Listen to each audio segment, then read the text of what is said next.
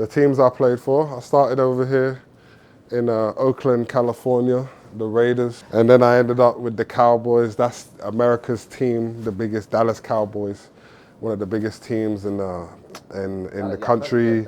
Yeah, they're probably the most popular team. Like when we travel big. And then I ended with the Atlanta Falcons. For me, some of the experiences across different cultures and different backgrounds of sports have been some of the most positive things in like building my perspective and treating different people equally. And not only just internally in terms of like the players, with the fans. Yeah. Because when we spoke about singing the national anthem, and the goosebumps that you get. Yeah. But for us, we're so focused and you don't see anything else. Because people say to you, how's you play in front of all these people that get? I say you can't even see it. You can't. I don't notice. Yeah, but then when you look, if you step back and you actually looked at the different cultures and the people together, hugging, singing the national anthem, it's powerful. That's breaking barriers. Breaking barriers is powerful. My dad's an immigrant. He come from Trinidad, and the only team he could watch growing up was Manchester United. But then he moved to England when I think he was about 18. It's funny how like an immigrant who comes from a completely different background, almost like a farm. You know, he came from rural Trinidad to London. I remember like when England in the World Cup, when we scored a goal, my dad like tried to do a cartwheel in it, and he didn't do it, but he like shook the whole house. And then just seeing the emotion come out of him, it really like inspired me to be like, you know, I wanted to be a football player, like soccer in America, but I wanted to be a football player.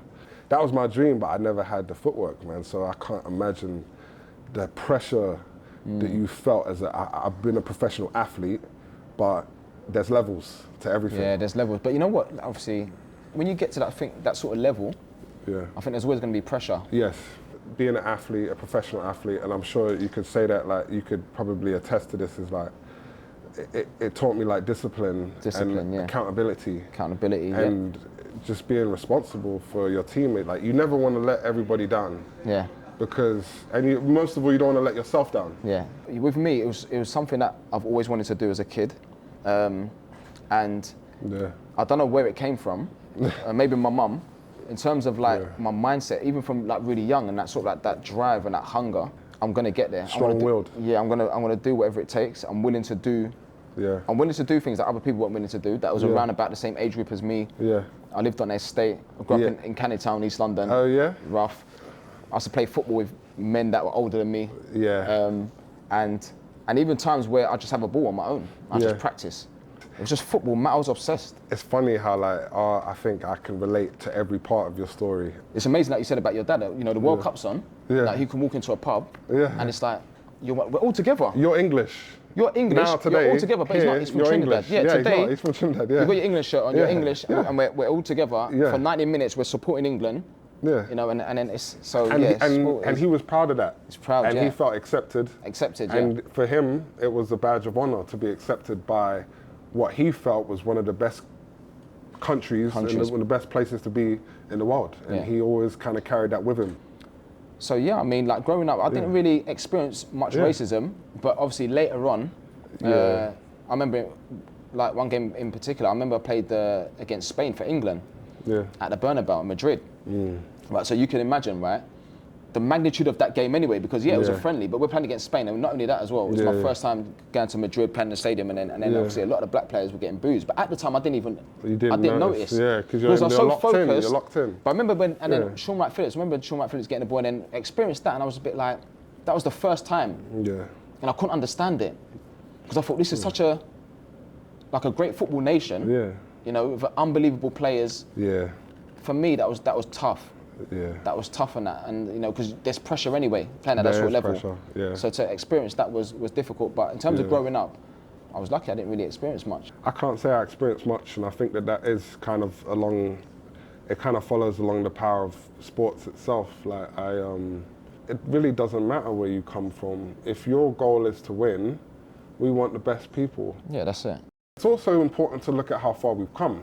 Yeah. And what, you know, has been just what people like yourself, athletes who you probably like, you didn't have to do anything out of your way to break barriers, except be good at football.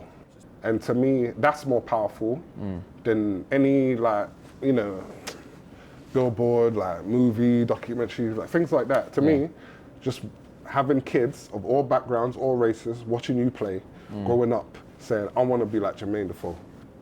Obviously, when Saka, Rashford, and Sancho, when they missed the penalties, and obviously you just sort of like know. If we're being totally honest, you sort of like know the sort of like what's going to happen next. So predictable in that, and obviously they got racially abused and stuff like that, and it got dealt with, which is a step going forward, which is a positive. But of course, I'm going to say that. Of course, I've heard other people say, yeah, it needs to be, the punishment needs to be severe and stuff like that. And even on the terraces, when people are being racist and they get caught, they should never go to a football match again, all that sort of stuff. And that, you know, we're moving in the right direction, which is important. I remember I was in Atlanta in the States at the time.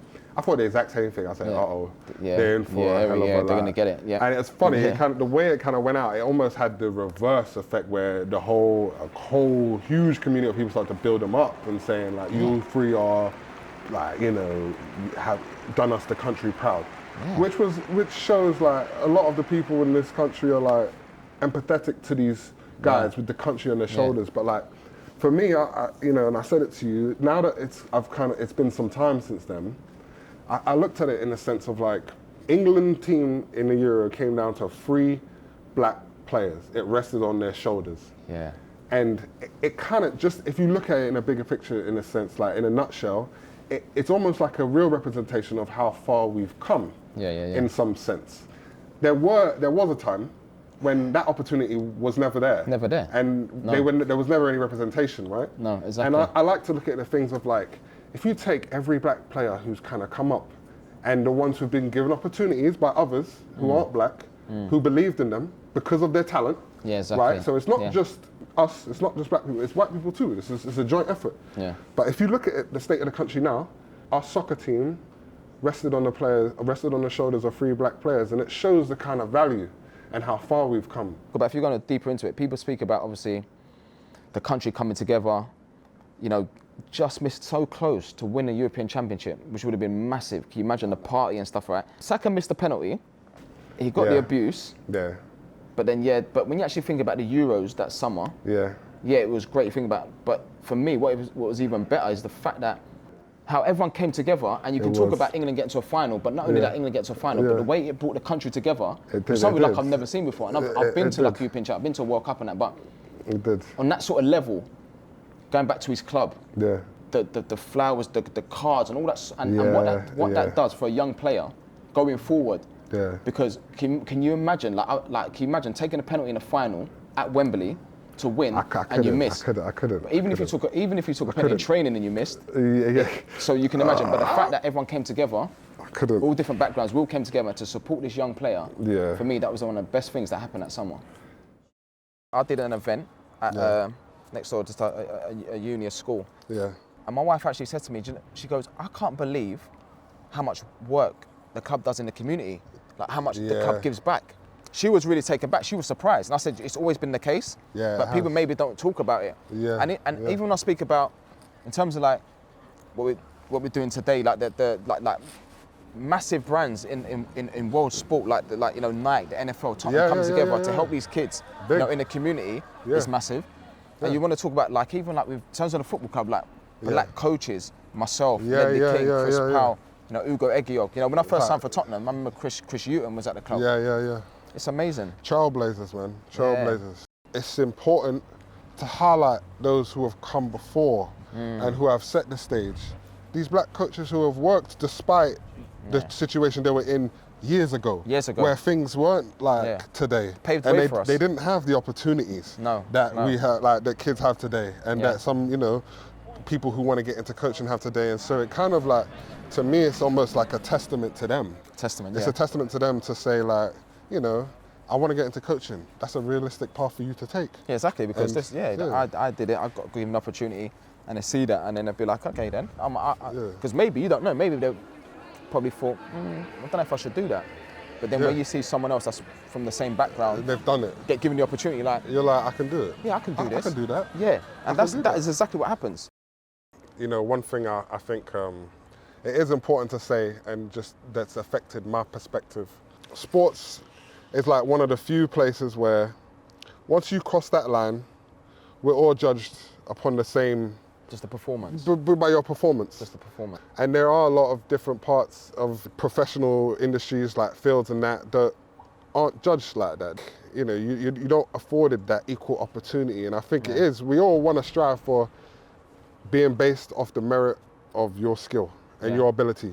And I feel like, for me, sports represents that. Yeah. It represents that. It doesn't matter. You could be a poor black kid from the inner city, or you could be a rich white kid from the suburbs. Yeah. It really doesn't matter where you came from. Yeah. All that matters is that, are you going to help us win? Yeah. And to me, that's what sports represents. And that's why I think sports is like American football and soccer, like two of the most powerful vehicles for change.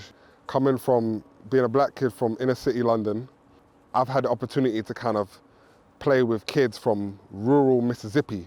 The fact that when you get together and you realize you're both fighting for a common goal, which is to win, you start to realize that you're really not that different. And there's no way in the world we would have ever been colleagues had it not been for that game, for this sport. Some of these guys who have grown up in completely different environments have become some of my closest friends. And I felt like that's the power of sport. Yeah. It breaks barriers.